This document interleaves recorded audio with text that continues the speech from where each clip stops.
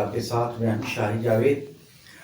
नाज़रीन, महंगाई ने गरीबों की कमर तोड़ दी है और सियासतदान क्या कर रहे हैं, हुकूमत क्या कर रही है, इस हवाले से बहुत सारे सवाल हमारे जहनों में हैं। लोग भी सवाल करते हैं। मुतासरीन जो है जो 360 रुपये किलो घी खरीदने के लिए आता है, एक बार जान निकल जाती है। पेट्रोल 142, आलमी मंडी में पेट्रोल का रेट बहुत कम हुआ, लेकिन हुकूमत ने जो है सिर्फ 5 रुपये कम करके जो है लोगों पर बहुत बड़ा एहसान किया है। और इसी हवाले से जो मुल्क में तरक्याती काम, जो हमारे ज़िला रही में तरक्याती काम हो रहे हैं, इस हवाले से भी गुफ्तगू करेंगे। आज हमारे साथ शरीक गुफ्तगू हैं अदनान रशीद उर्फ सनी चौहान, और उनके साथ बस इधर चल रहा है चल मलिक हुसैन और खुर्रम शाह हमारे साथ मौजूद हैं। गुफ्तगू का आगाज करेंगे सनी चौहान से। जी सनी भाई, किस नज़र से देख रहे हैं जो मुल्क के हालात हैं, महंगाई की सूरत हाल है, आप इसको किस नज़र से देख रहे हैं? बिस्मिल्लाहिर्रहमानिर्रहीम।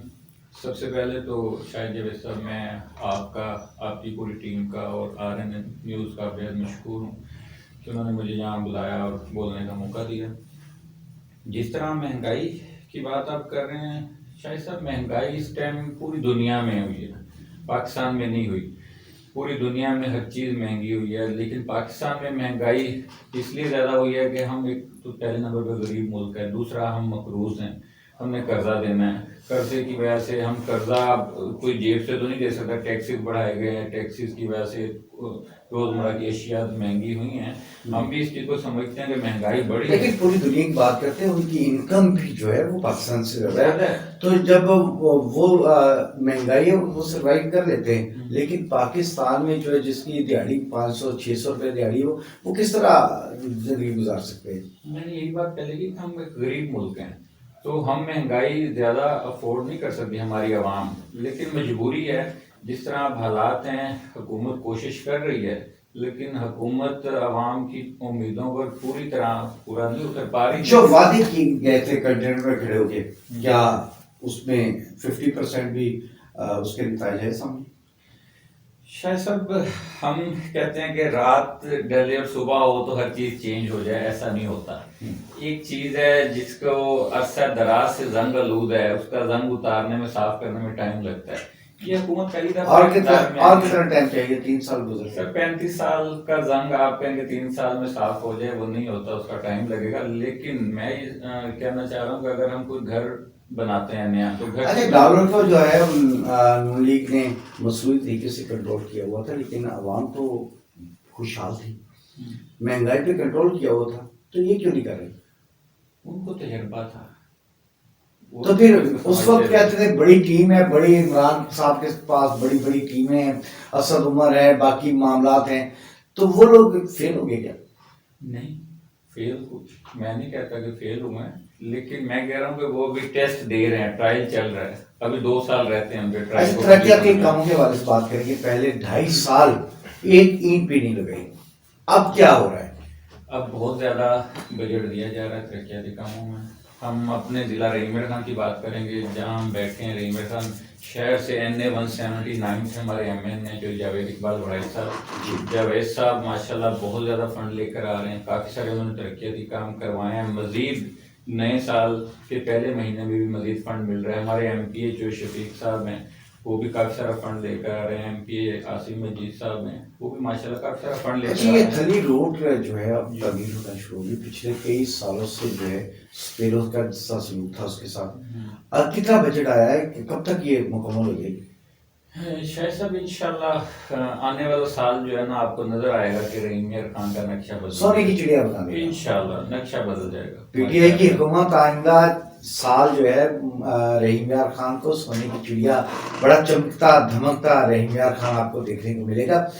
गुलशन उस्मान जो है वहाँ तरक्याती काम? जी, गुलशन उस्मान मेरा अपना रहायशी एरिया, होम टाउन है, मेरी पैदाइश वहाँ की है। सबसे बड़ी बात है कि आप भी गुलशन उस्मान में रहे हैं, हमारे लिए बहुत से फख्र है ये बात। तो गुलशन उस्मान का बहुत बुरा हाल था। आप अब छोड़ गए हैं, लेकिन जब आप छोड़ गए तो उस टाइम भी हालात बहुत गंभीर थे। गुलशन उस्मान में अरसा तकरीबन 20 साल से तरक्याती काम नहीं हो पा रहे थे, लेकिन इस हुकूमत में हमने गुलशन उस्मान में काफी सारा फंड लगवाया, हुसैनाबाद में लगवाया। कितना फंड है? सर हम टोटल ओवरऑल जो है गुलशन उस्मान हुसैनाबाद में तकरीबन हम 5 से 6 करोड़ के करीब काम करवा चुके हैं, जिसमें सोलिंग है, टेफ्टाइल है, सीवरेज है, टफ टाइल है, पार्क्स हैं और स्ट्रीट मेट्रो लाइट रोड भी है, मेट्रो रोड भी है, और मजीद और स्कीमें हमने लिख के दी हुई हैं, उनके लिए भी वो अप्रूव हो गई हैं। नेक्स्ट मंथ इंशाल्लाह उनके भी काम स्टार्ट हो जाएगा इंशाल्लाह। वो हमारे एमएनए साहब, हमारे एमपी साहब, उनकी मेहरबानी है। हुसैन आप की तरफ आते हैं, क्या आप बताइएगा महंगाई जो है मुल्क में है? जी बिल्कुल है। कितनी है? बहुत महंगाई है। अच्छा, 2018 से पहले जो है अवाम खुश थी, खुशहाल थी? जी खुशहाल थी, पर मैं ये कहूँगा कि उससे पहले जो खुशहाली थी वो एक दिखावे की थी, क्योंकि वो जो मौजूदा हुकूमत थी, जो वो बाहर से उन्होंने कर्जा लिया, हम उस दिखावे में खुश होते रहे। मैं ये कहूँगा कि अब जो कर्जा तो अब भी लिया है, 40% कर्जा। जी सर, वो कर्जा लिया है, बिल्कुल लिया है, जी लिया है, पर अब कर्जा लेते हैं भाई। जी कर्जा लिया है, पर अब ये है कि उस कर्जे को उतारने में भी काफी टाइम लगेगा। तो कर्जा देने के लिए फिर कर्जा लेना? नहीं, कर्जा उस पे फिर सूद चढ़ेगा? नहीं चढ़ेगा। जी सनी, आप बताएंगे। देखिए जी, जिस गड्ढे में हम इस टाइम जा चुके हैं, उस गड्ढे से निकलने के लिए टाइम तो लगेगा। तो ये IMF की शराइत मानना पड़ेगी, महंगाई का तूफान आएगा, आइंदा बजट सख्त होगा। देखिए, कोई भी ये नहीं चाहता कोई घर का सरबराह हो कि मेरे वजह से मेरे घर वाले खफा हों, उनकी जरूरियात जिंदगी पूरी ना हो सके। हमेशा सरबराह ये चाहता है कि मेरी वजह से मेरी फैमिली। नाज़रीन, घबराना नहीं, मेरे कप्तान ने कहा है घबराना नहीं है। नहीं घबराना, कप्तान ने भी कहा है। जी, महंगाई है, जैसे कि मेरे बड़े भाई अदनान रशीद साहब ने फरमाया है, बताया है आपको कि एक जो है ना, इस सेटअप को दुरुस्त करने के लिए ना कम से कम टाइम लगेगा, कुर्बानी देनी पड़ेगी, आवाम को सब्र करना पड़ेगा। देखिए जी, सब्र के ये खुरम जो है ये भी सब्र की बात कह रहे हैं। जी आयदा, सब्र का फल मीठा होता है। हाँ जी, इंशाल्लाह आपको सब्र का फल मीठा इतना सब्र भी नहीं होना चाहिए कि फल के इंतजार में बंदे मर जाए। तो ये बताइए कि बल्दियाती इलेक्शन जो है उसमें आप भी हिस्सा ले रहे हैं और बहुत बड़े बड़े लोग आएंगे, तो क्या समझते हैं कि पीटीआई जिला रहीमयार खान से विन करेगी? इंशाल्लाह। बड़ा औखा हो गया क्या है? इंशाल्लाह नहीं, औखा हो गया नहीं कि मैं बड़े मान नाल क्या और बड़े हाई लेवल नाल क्या कि इंशाल्लाह दिली मेरे मैं जड़ा वे वो बसर इक़्तिदार पार्टी का बनेगा। क्या हुकूमती मशीनरी इस्तेमाल करेंगे क्या? नहीं, मैंने आपको पहले बताया कि जिस तरह जितने अच्छे काम किए उसका रिवार्ड मिलेगा क्या? काम हम इतने कर रहे हैं और आगे कर देंगे कि अवाम इंशाल्लाह हमसे खुश हो। बस महंगाई कम कर लें, तरक्याती काम को छोड़ें। आवाम ने सड़कों पर चढ़ना नहीं है, महंगाई को कम करें। तो क्या पैगाम देना चाहेंगे? मैं इस हवाले से इतना कहना चाहूँगा कि महंगाई इस टाइम हम सबका मसला है, ये किसी एक जमात का या एक फर्द का मसला नहीं है, हम सबका मसला है। महंगाई ख़त्म करने के लिए हमें सबसे पहले अपने कर्जे ख़त्म करने पड़ेंगे जो हमारे मुल्क पे हैं। जब हमारे कर्जे माफ़ हो जाएंगे, आप देखेंगे डेली बेसिस पे हम कितने अरबों रुपए कर्ज दे रहे हैं डेली बेसिस पे। तो वो कर्ज जब उतर जाएंगे तो जो डेली बेसिस पे हम आगे देखिए मेरी बात सुने, इमरान खान और उनकी टीम के पास फार्मूला था कि हम मुल्क से कर्जा खत्म करेंगे, जो मुल्क के ऊपर कर्जा है, तो वो फार्मूला क्यों नहीं आजमाया गया और फिर टैक्स पे टैक्स लगाए गए? बिजली का 1500 बिल है, 1700 टैक्स है इस बार। टैक्स लगा के सर कर्जा उतारा जाएगा ना, टैक्स नहीं लगाएंगे तो कर्जा कैसे उतारा जाएगा? टैक्स से हमारा देखिए जितने भी तरक्याती याफ्ता ममालिक हैं दुनिया में वो सब टैक्स पेड है, उनकी आवाम टैक्स पेड है, टैक्स देते हैं तो वो खुशहाल है। हमारे मुल्क में टैक्स की शरह बहुत कम है बाकी ममालिक की नस्बत, हम टैक्स देंगे तो हम खुशहाल होंगे। जब वो टैक्स देते हैं उनको सहूलतें पता कितनी मिलती हैं, हमें क्या मिलता है? सर टैक्स हम एक माचिस खरीदते हैं उस पर भी टैक्स अदा कर रहे हैं, और कितना टैक्स जान लोगे क्या? सर 100% टैक्स जब देंगे तो इंशाल्लाह वो सोचते हैं हमें मिलेंगे। वो जो लोग तरक्याती ममालिक हैं वो 1 साल से या 2 साल से या 5 साल से टैक्स नहीं दे रहे, वो सदियों से टैक्स देते आ रहे हैं, वो अब खुशहाल हैं। अच्छा, आप कमाल ही चेक करें। बल्दियाती निज़ाम बहुत खराब था, एडमिनिस्ट्रेशन की, तो शहर सारा डूबा हुआ था। अब नून लीग वाले जो है उन्होंने बल्दिया के 4 वाले जो साबिक का हमारे चेयरमैन थे वो आए हैं, तो काफ़ी शहर में फ़र्क पड़ा है और शहर साफ सुथरा नज़र आने लगा है।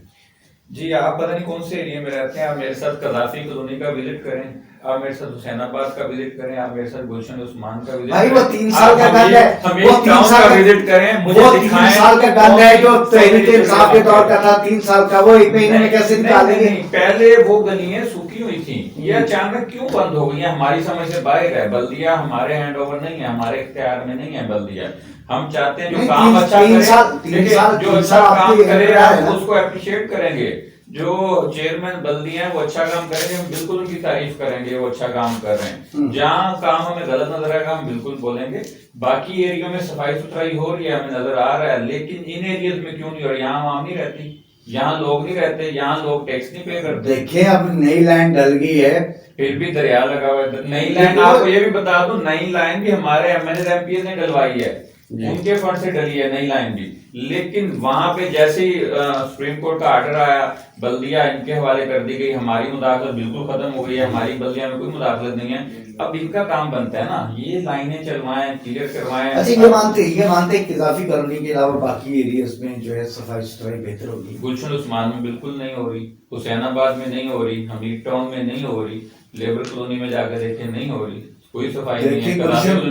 मैं ये कहना चाहूंगा कि ये जिन एरिया की मैं बात कर रहा हूँ, ये यूनियन काउंसिल 37H बनती है। यूनियन काउंसिल 37H को क्यों इग्नोर किया जा रहा है, इसकी वजह बताओ। अच्छा देखिए, यूनियन काउंसिल 37H ने इन लोगों को वोट दिया है जी, वोट दिया है, फिर क्यों इग्नोर किया जा रहा है? इंतजामी कार्रवाई तो है नहीं। यही बात मैं बल्दिया के आला अफसरान से पूछना चाह रहा हूँ, चेयरमैन बल्दिया से पूछना चाह रहा हूँ कि इस यूसी को क्यों इग्नोर किया जा रहा है, वजह बताएं। पहले आप बता रहे कि गुलशन उस्मान में बहुत ज्यादा तरक्याती काम हुए हैं, गुलशन उस्मान जो है बड़ा खूबसूरत बन गया है, तो फिर कहाँ खराब मैं अब की बात कर रहा हूँ ना, अब क्यों इग्नोर किया जा रहा है? पिछले 2 से 3 माह हो गए हैं इग्नोर किया जा रहा है। इतना पानी कभी नहीं था। मैं आपको अपने मोबाइल में वीडियो पिक्स दिखा सकता हूँ, कदाफी कॉलोनी की, गुलशन उस्मान की, जो अफगानिस्तान की, हुसैनाबाद की, हमीद टाउन की, लेबर कॉलोनी की। ये इन एरियो में आप जाके देखेंगे कचरा कुंडियां बन चुके हैं। सफाई झाड़ू वाले कहाँ हैं? पहले तो झाड़ू वाले भी थे, हम खुद अपनी निगरानी में लगवाते थे। अब जो मौजूदा चेयरमैन बल्दियां या जो अफसरान है उनके नुमाइंदगान कहाँ है? वो क्यों नहीं काम करवा रहे? उनसे पूछिए। अच्छा आप अगर मंत्री बोलते हैं जी, तो तरजीहात क्या होंगी आपकी? इंशाल्लाह अपने इलाके को, जिस इलाके से मैं मुंतखब हुआ उसको बुनियादी सहूलतें देंगे इंशाल्लाह। उसको हम, मेरी कोशिश होगी कि ज़्यादा से ज़्यादा उस इलाके को खूबसूरत बना सकूं। और अभी भी मैं कोई मुंतखब नुमाइंदा नहीं हूँ बल्दिया का, लेकिन उसके बावजूद मैं एक वर्कर हूँ। वर्कर होकर मैंने अपने इलाके में बहुत ज़्यादा काम करवाए हैं। जो मेरे एमएनए और मेरे एमपीएस का एहसान है हम पे, हम उनकी मेहरबानी है कि उन्होंने हमें फंड दिया। हम तो रिक्वेस्ट कर सकते हैं, लेकिन उन्होंने हमें बहुत ज्यादा तरजीहात दी हैं हमारे इलाके में, जो उनके बस में उन्होंने वो हर सहूलत दी है। लेकिन इस वक्त हमें और किसी चीज की परेशानी नहीं, हमें सिर्फ गंदे पानी की परेशानी है, सीवरेज लाइनों की परेशानी है। ये जो हमारे मेगा सीवरेज लाइन डाली गई थी काफ लीग के दौर में, वो मेगा करप्शन हुई मेगा सीवरेज लाइन में। मेगा सीवरेज लाइन आए रोज थली चौक से बैठ रही है, नए सखर अड्डे से बैठ रही है, उसका जिम्मेदार कौन है? लेते एक छोटा सा ब्रेक के बाद वापस। ब्रेक के बाद खुश आमदीद सनी चौहान, खुरम शाह और मलिक हुसैन हमारे साथ मौजूद हैं। बात वही है कि मुल्क तरक्की करेगा, लेकिन सबसे पहले वो 35 साल का जो बाकी रवायती सियासतदान बात करते हैं कि 35 साल का गंद है, वो साफ़ करना है। उसके बाद जो है वो मुल्क को तमीर और तरक्की की तरफ लेके आना है। अब इस साल जो है बहुत ज़्यादा फंड आए हैं जिसमें मुख्तलिफ इलाकों की सड़कें तमीर हो रही हैं, सीवरेज के काम, पार्क्स हैं, तो ये सिलसिला चल रहा है। तो लेकिन सबसे बड़ा इशू जो है वो महंगाई का है। तो महंगाई के हवाले से फिर एक बात आपकी तरफ आते हैं कि क्या ये महंगाई आपकी नज़र में कम हो सकती है या कोई फार्मूला ऐसा है? मैं मुख्तलिफ पार्टियों से यही पूछता हूँ कि आपके पार्टी के पास कोई फार्मूला है कि महंगाई कम हो सके? फार्मूला यही है कि जिस तरह के हालात जिस तरफ जा रहे हैं सब्सिडी दी जाए, और सब्सिडी की तरफ भी गवर्नमेंट जा रही है अब, जो कि पहले गवर्नमेंट नहीं दे रही थी काफ़ी सारी चीज़ों पे। अब जो रोज़मर्रा अशिया की हैं, घर की ज़रूरत हैं, ख़ासतौर पर गरीब आवाम की ज़रूरत है, उन पे गवर्नमेंट जो है ना सब्सिडी देने जा रही है। जो आने वाला बजट है इसमें काफ़ी हद तक सब्सिडी दी जाएगी, चीनी पे, घी पे और बहुत सारी जो चीज़ें जो रोज़मर्रा इस्तेमाल में आती हैं उन सब पे सब्सिडी दी जा रही है काफ़ी हद तक। इंशाल्लाह महंगाई भी कम होगी। खाद बहुत महंगी कर दी और ब्लैक में जा रही है और काश्तकार को परेशान कर दिया है। खाद जो है वो आपकी कंट्रोल कमेटियां कहाँ हैं? तहरीक इंसाफ ने जो है उस पर क्यों नहीं जोर दिया? कंट्रोल कमेटियाँ भी अपनी जगह काम कर रही हैं, लेकिन ये एक माफिया है। इस पे आप एक माफिया के सामने एक आम आदमी को बिठा दें, वो उसका मुकाबला नहीं कर सकता। ये हाई लेवल की गेम्स हैं, लेकिन जो है खाद को ब्लैक किया जा रहा है वो डीलर्स हजरात का भी मैं समझूंगा कि उसमें अक्सर कसूर है कि वो पीछे सिर्फ खाद लेते हैं, आगे जाके स्टोर कर देते हैं और उसे महंगा करके फिर बेचा जाता है। देखिए स्टोरों पे छापे किसने मारने हैं? स्टोरों की डायरेक्शन है ना। जो आपको कोई इन्फॉर्मेशन है आप बताएं, सुबह ही वहां पे आप देखें, आज रात को एक्शन होगा। जो इन्फॉर्मेशन मिलती है उन पे तो आप रोज खबरों में पढ़ते होंगे कि कितने आंदोलनों पे आपके सोर्सेज बड़े तकड़े हैं, सब पता है कहाँ कहाँ ब्लैक हो रही है, कहाँ कहाँ स्टॉक हो रही है। सोर्सेज बड़े तकड़े हैं आपके, लेकिन हमें दर्श दिया जा रहा है कि घबराना नहीं। मेरा कप्तान भी यही कहता था। नाज़रीन, प्रोग्राम का वक्त खत्म हुआ इस उम्मीद के साथ कि अब गरीब आवाम खुशहाल होंगे, मुल्क तरक्की करेगा। 2023 जो है वो पाकिस्तान का गरीबों का साल होगा। इजाज़त चाहते हैं सनी चौहान, मलिक हुसैन, खुर्रम शाह, आपका बहुत शुक्रिया। इजाज़त चाहते हैं। अल्लाह।